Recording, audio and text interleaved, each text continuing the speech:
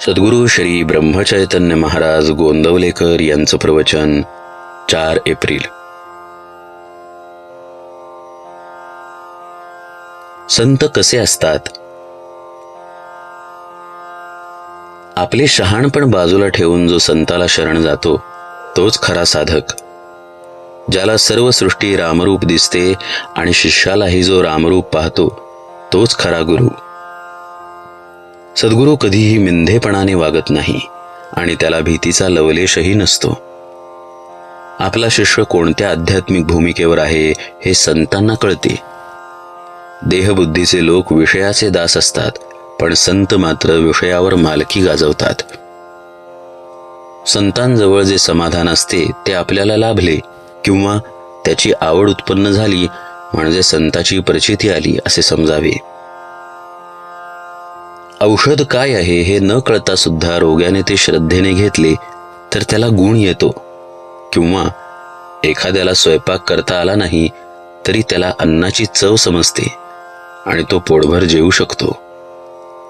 त्याचप्रमाणे एखाद्याला ज्ञानाचा अनुभव येईल, पण शब्दाने त्याला तो सांगता येईलच असे नाही. मीठ खारट आहे याचे जसे आपल्याला दुःख होत नाही, त्याचप्रमाणे जगामधल्या लढाया, हाणामाऱ्या, सज्जनांचा छळ, संकटे यांचे संतांना वाईट वाटत नाही. वाईट वाटत नाही याचा अर्थ ते संतांना आवडते असा मात्र मुळीच नव्हे. पण मीठ जसे खारटच असणार तशा जगात या घडामोडी घडणारच. जगाची राहटीच अशी आहे हे समजून तो दुःख करणार नाही. किंबहुना मीठ फार झाले तर खारटपणा जसा सहन होत नाही तसे त्यालाही होईल. इतकेच नव्हे तर त्याचा प्रयत्नही जगातले वाईट कमी करण्याकडेच असतो. विहिरीतल्या बेडकांना जशी समुद्राची कल्पना येत नाही तशी आपल्याला संतांची कल्पना येत नाही. संत हे पहिल्याने आपल्यासारखेच होते, परंतु अनुसंधानाच्या मार्गाने ते वर गेले. आपल्याला संत शोधण्याची मुळीच जरुरी नाही. आपली इच्छा बलवत्तर असेल तर संतच आपला शोध करत आपल्याकडे चालत येतील. आपली भावना कशी आहे इकडे संतांचे लक्ष असते. संत हा गुप्त पोलिसासारखा आहे. तो आपल्यामध्ये आपल्यासारखा राहतो, पण आपल्याला ओळखता येत नाही.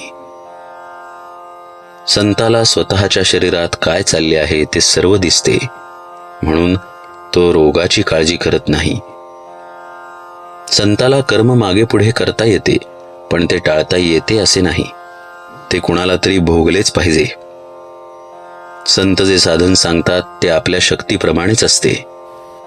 संत जो बोध सांगतात त्याचे आपण थोडे तरी पालन करूया.